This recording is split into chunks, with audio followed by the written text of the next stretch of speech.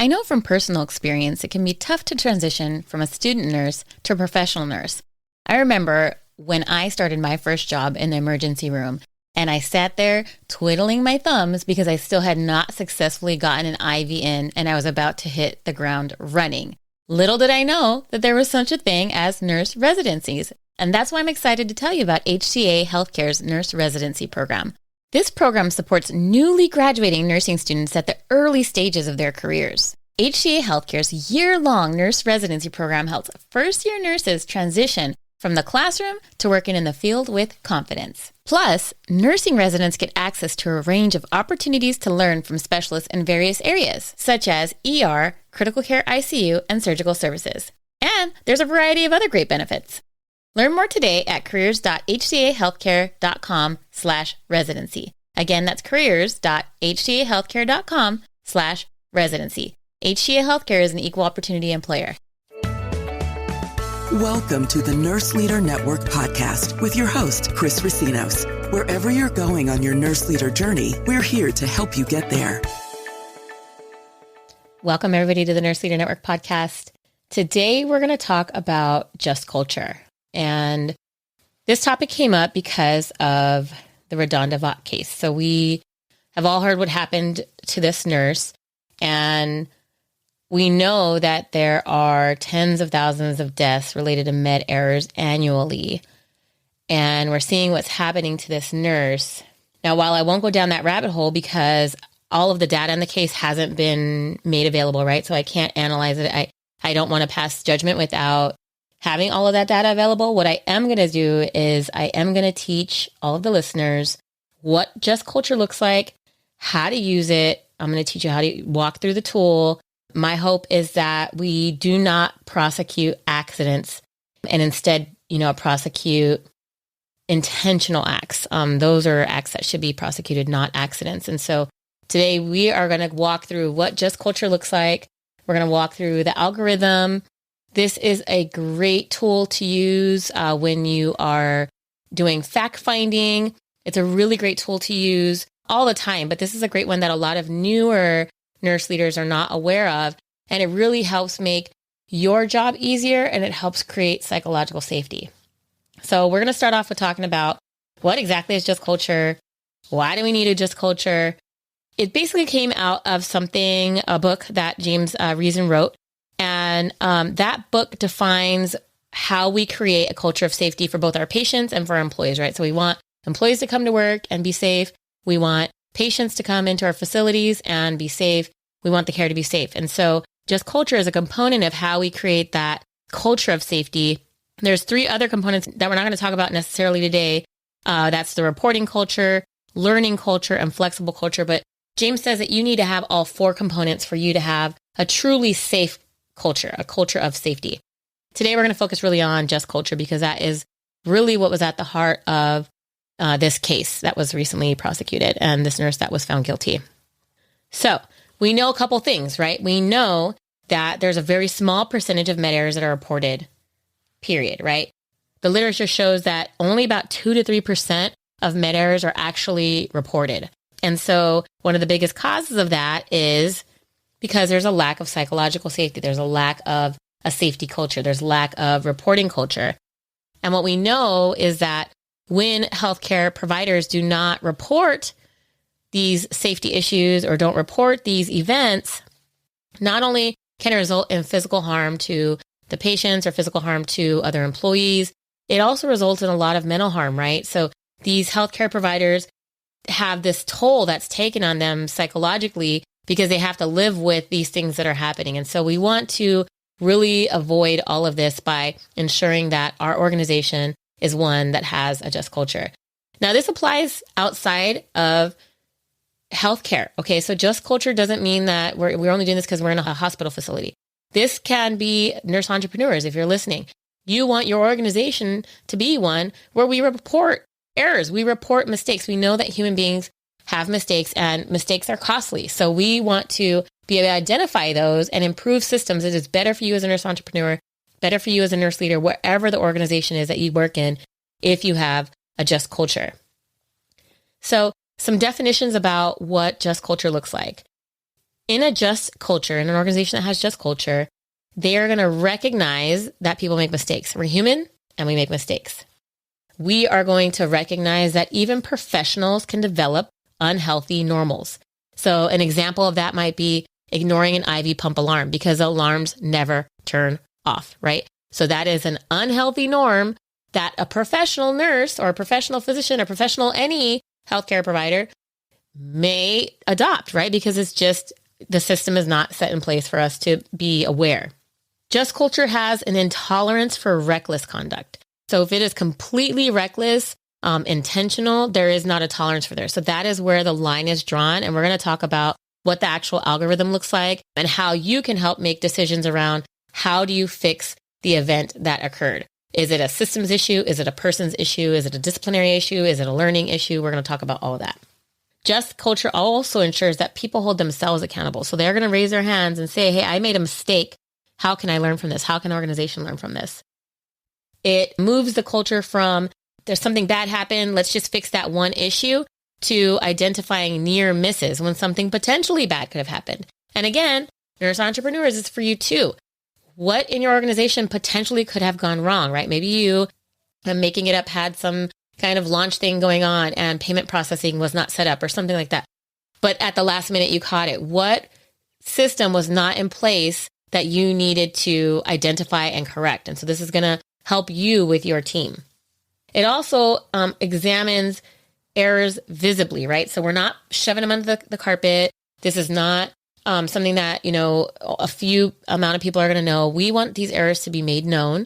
We are not going to be saying who made the error necessarily, but we want to all learn from the error and then sit down and look at how we can prevent that error. And it's in a non-punitive environment, right? So we do not want to punish people for making mistakes. We want to actually really learn from them. So the way that you, the leader, are going to set this just culture is by doing a couple of things. You're going to look at creating an open learning environment. You're going to look at having a standardized process to analyze those events and the incidents. And the standardized process is going to be the just culture tool. You're going to work with your staff, not by yourself, not in a silo, but with your staff to look at systems, to help design systems that are going to decrease human error and at-risk issues. And if something does happen, will help mitigate that effect. You are going to make sure you involve the appropriate parties and that you're holding people accountable for the reckless actions or repetitive human errors that are there. What staff are expected to do in a just culture is to really look out for risks, really look out for risks in the systems, in choices, making sure that they're reporting hazard, that they're reporting adverse events, and that they're participating in the analysis when an event does occur, being open, honest, not holding back because they feel safe. When we're using the just culture algorithm, there's a couple definitions that you need to be aware of. So when we look at variety of different outcomes, we can see one is called the systems-induced human error. And so this is when there's either an inadvertent or some unintentional action that either caused or could have caused an outcome that you don't want. So that is a systems error, right? We need to fix the system. You could have an at-risk action, which means that there was a choice that was made by the individual and they either didn't recognize the risk or they believed that the risk was justified. And then there's reckless action, right? So I talked about reckless or intentional. This is when we consciously disregard some substantial and unjustifiable risk and we just do it anyways. And so those are going to be some of the different outcomes that we could see in just culture that the algorithm will lead us to. And then from there, we take appropriate action. There's a couple other terms that you're going to learn. That algorithm I was just talking to you about, you will be able to find that at nurseleadernetwork.com/just culture. And that will get you access to the tool as well. Some more terms to know is going to be a similarly trained peer. If you hear me say that, it means somebody who has the same license, same certificate, they work in the same department, right? So we're not looking at somebody who's in labor and delivery and somebody in critical care, ICU. We're going to be looking at people who have similar probationary periods, similar employment status, whether it's full-time or part-time, similar performance improvement plans, those kind of things. That person is going to be who you would base the substitution test on. So substitution test is another piece of this tool. And so when we ask another reasonable person, a similarly trained person, if what they would have done in that situation, if they say something different, right, then that could potentially be a problem. If they say the same thing, we're going to say a similar peer drew the same conclusions, made the same choices, and facts available at that time made the decision to do whatever they're doing. We're going to be looking at the systems and places in that. So you're going to take your algorithm where we have an event or we have a near miss that has happened, and you are going to take your algorithm, and the very first question you're going to ask, the very first line on that algorithm is, were the actions as intended? So what does that mean? It means, was the outcome intended? Did the person intend to harm this patient? Did the person know the consequences of their action? If the answer is yes, we are automatically going to reckless action. And so things that we may say yes to is going to be if somebody's maybe sabotaging something, if there's patient abuse, if there's some type of fraud, somebody who knowingly gives like a lethal dose of a medication or something like that. That would be reckless action. Anytime that there's reckless action, the leader needs to handle according to whatever their organizational policy is. You're going to involve human resources, potentially labor relations, a union. Sometimes you need to involve law enforcement, right? So if there was some type of patient abuse, we are going to notify law enforcement. So in reckless action, that very, very first question, if it is yes, we're going to follow disciplinary guidelines based on your organization and potentially involve law enforcement if it's intentional. The next question, so let's say it was not intentional. The next question we're going to ask is, was there a suspicion of impairment? Was substance use or abuse involved? If it is yes, we want to find out, is it related to a medical condition? If it's not related to a medical condition, we consider that reckless. If it is related to a medical condition, we're going to say that that is at risk. So if it is reckless, again, substance abuse is going to be handled according to whatever that organizational policy is. There are times where we have to report to the Board of Nursing. If it was because of a medical condition, we may work with HR to look at, is there some type of accommodation that needs to be made? Is there some type of treatment that needs to happen? And so we're going to work usually with employee health, HR on that individual. So if there's action that happens, step one, was it intended? If it's yes, we have our HR policies. If it is no, we're going to move on to question two. Question two is, was there impairment? Was there substance abuse? Is it medically related, or was it just substance abuse without a medical condition? Step three, so let's say, for example, no, they do not have a suspicion of impairment. There was no substance abuse. There was no abuse involved. We're going to go on to step three. Step three is, did that individual knowingly violate standard operating procedure or practices?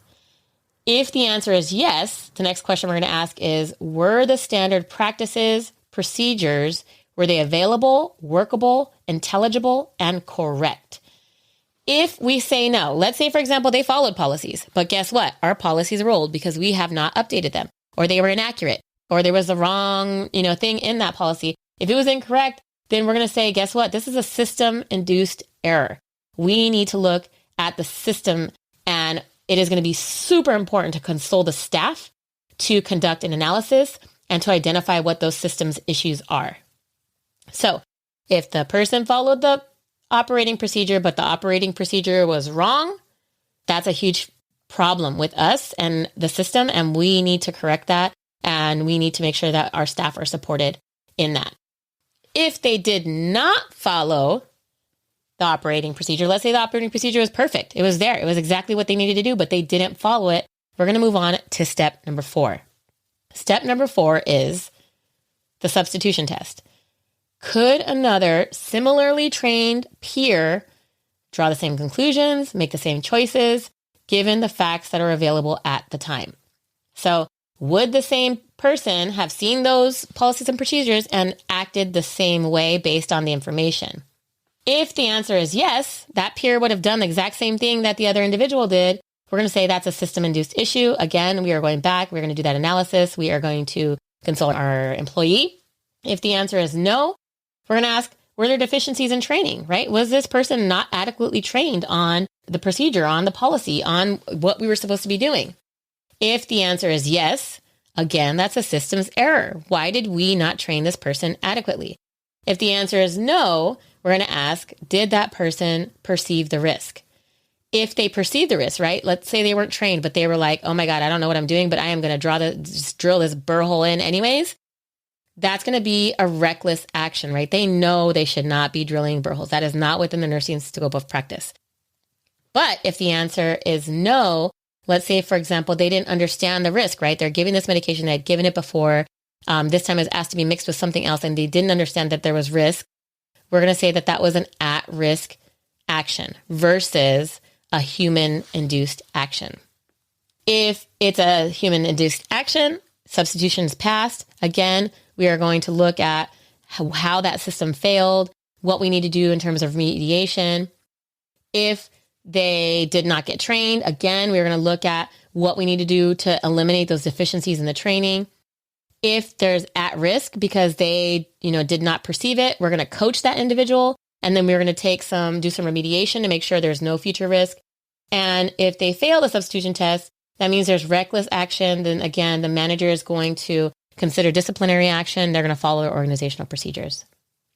Step 5, after you've gone through step 1 through 4, we're going to ask, does this individual have a history of a similar action? It's important that we consider this separate from the issue that's being addressed. If they have no history of unsafe acts, okay, no further action. But if they have a history of repetitive unsafe acts, we're going to look at potentially disciplinary action, right? They didn't learn from the first unsafe act after we did whatever needed to be done to correct that. So to recap, in terms of what you would be doing as a manager, if you've gone through that workflow, and again, you'll be able to find that workflow on my website. If it leads to a system-induced human error, if it's an individual, we're going to console them and we're going to talk about recommendations to prevent a recurrence based on the system. We're going to do that analysis, identify the system's issues. We're going to come up with some sustainable action plans. We want to develop safety nets and checklists and share learnings with the colleagues and other people. If it comes out that what the individual did was at risk, so not system-induced, but it was at risk, we're going to coach and remediate the risk. So we're going to do some coaching, talk about role modeling, some mentoring, observations, real-time feedback regarding their choices. And for the systems in that case, we are going to identify systems issues. Some common ones that we'll see are going to be drift, right? So if there's a way to stop the drift from the way that nurses are handling things, we're going to give and take away. We are going to take away incentives for at-risk actions. We are going to create incentives for safe actions. We want to increase situational awareness. We want to decrease that tolerance for folks taking risks. And we want to make it easier to do the right thing, harder to do the wrong thing. And again, we're going to share that with colleagues and appropriate parties. With reckless action, again, this is going to be remedial or disciplinary actions. For the individual, we're going to handle it according to whatever that organizational policy is. Again, run it by human resources, labor relations. And then if it's intentionally malicious that don't result in harm or damage, we are going to be dealing with it, again, according to organizational policies. So basically, the outcome should not determine the factor. So just because a patient wasn't hurt doesn't mean we are not going to give the same level of disciplinary actions on a patient that was hurt. We want to really be mindful of the behavior versus the outcome for the patient.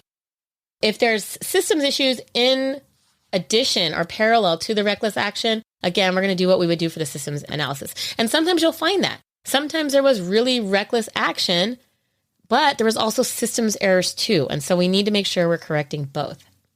Lastly is those repetitive actions.